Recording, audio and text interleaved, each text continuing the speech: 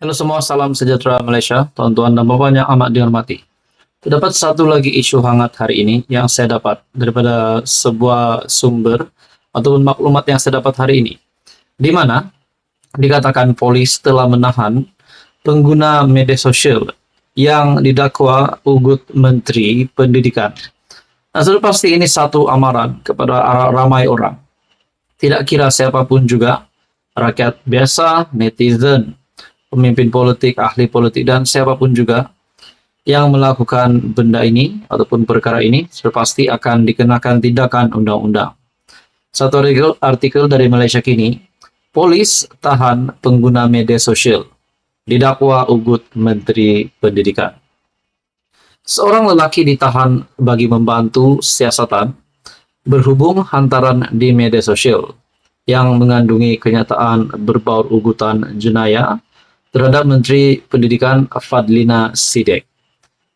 Mungkin kita boleh katakan ini adalah satu tangkapan disebabkan seorang lelaki yang ditahan bagi membantu siasatan berhubung hantaran di media sosial, di mana hantaran itu mengandungi kenyataan berbaur ugutan jenayah terhadap Menteri Pendidikan Fadlina Sidek. Mungkin kita boleh katakan tangkapan yang pasti mengejutkan ramai kepimpinan politik di Malaysia, tidak kira daripada kerajaan, tidak kira daripada pembangkang. Kita teruskan di dalam artikel ini. Pengarah Jabatan Siasatan Jenayah Bukit Aman, Datuk Seri Muhammad Syuhaili Muhammad Zain, berkata, lelaki berusia 28 tahun itu yang disyaki pemilik atau pengendali akaun Twitter @Syami_Sufi8 ditahan di Setapak. Beliau berkata, kes itu masih di peringkat siasatan dan polis di Raja Malaysia PDRM menasihati orang ramai agar tidak membuat spekulasi yang boleh mengganggu siasatan.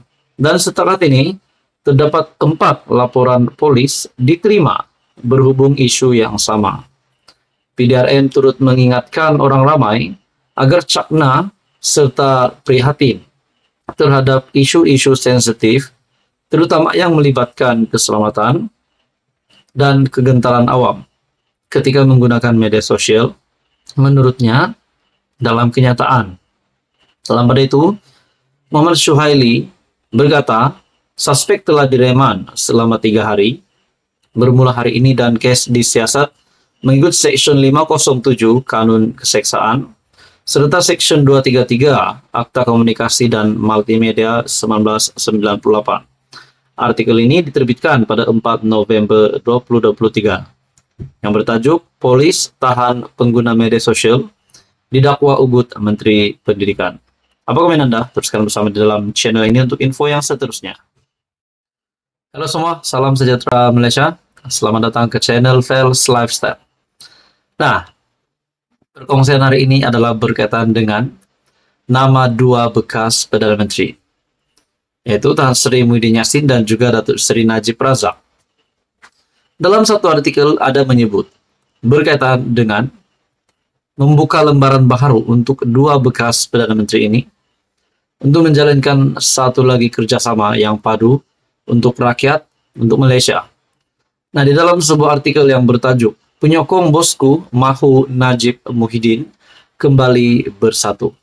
Oke, setelah saya melihat artikel ini, persoalan pertama yang timbul di dalam pemikiran saya adalah kalau perkara ini nak direalisasikan, nak dijadikan kenyataan, pertama sekali kita kena fikir secara rasional bahwa Najib Razak perlulah bebas supaya apa yang dinyatakan di dalam artikel ini akan menjadi kenyataan.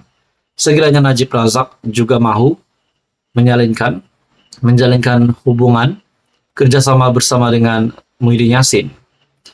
Nah, tuan-tuan dan puan yang amat dihormati, adakah di sini Muhyiddin Yassin, sekiranya perkara ini benar, mahukah Muhyiddin Yassin untuk membantu Najib Razak keluar daripada penjara? Ataupun mungkin Muhyiddin Yassin juga berkempen untuk mana-mana gerakan untuk membebaskan Najib Razak. Nah, saudara-saudara, di dalam artikel ini, penyokong Datuk Seri Najib Razak, penyokong Datuk Seri Najib Tun Razak atau dikenali sebagai Bosku, meletakkan harapan agar bekas Perdana Menteri itu dan Tan Sri Muhyiddin Yassin membuka lembaran baru dan bergerak bersama demi negara serta rakyat. Presiden Pertubuhan Jalinan Perpaduan Negara Malaysia, Syed Muhammad Imran Syed Abdul Aziz berpandangan Malaysia akan lebih hebat jika dua bekas pemimpin nombor satu negara itu bersatu ketika rakyat sedang berdepan masalah ekonomi dan kos sara hidup. Nah, seperti yang saya kata tadi, tuan-tuan dan puan, persoalan yang pertama, kalau perkara ini nak dijadikan kenyataan, kenalah Najib bebas daripada penjara. Dan yang kedua pula, adakah dengan kerjasama ini, PAS juga akan bersetuju bahwa Muhyiddin Yassin, Presiden Bersatu, menjalankan hubungan ataupun kerjasama bersama dengan bekas Perdana Menteri Najib Razak. Itu pun menjadi persoalannya juga, saudara-saudara. Adakah mungkin Najib Razak dan Tan Sri Muhyiddin Yassin akan menubuhkan parti baru sekiranya Najib Razak dapat dibebaskan dalam masa yang terdekat ini? Nah, saudara-saudara, di dalam artikel ini, beliau menyerahkan perkara itu selepas Muhyiddin yang juga pengurus CPN mendoakan kesembuhan Najib yang kini sedang dirawat di Hospital Kuala Lumpur HKL akibat COVID-19. Negara akan menjadi lebih hebat jika dua figura ini bergabung. Saya yakin harga bahan keperluan asas akan naik lebih tinggi apabila minyak diesel ditarik subsidi dan cukai. Perkhidmatan SST naik 8% katanya dalam satu kenyataan. Beliau berkata, sudah 7 tahun penyokong Tegar Najib menanti saat tersebut.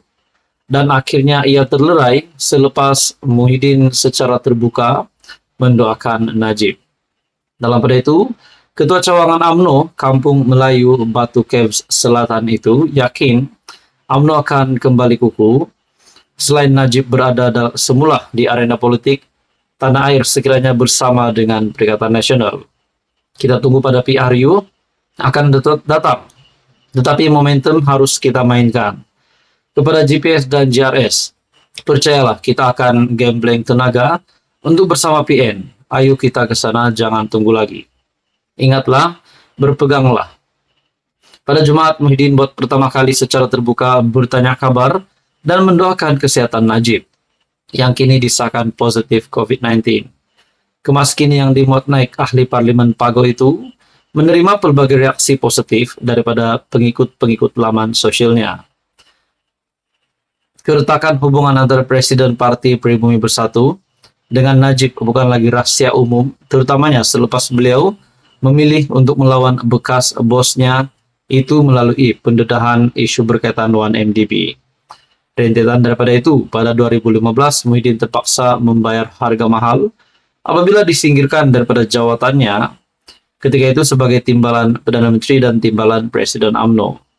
Najib kini sudah 14 bulan menjalani hukuman di penjara Kajang selepas didapati bersalah menyeleweng dana SRC International sendirian berhad. Nah, berkaitan dengan artikel ini, saudara-saudara, penyokong bosku mahu Najib Muhyiddin kembali bersatu. Apa komen Anda? Teruskan bersama di dalam channel ini untuk info yang seterusnya.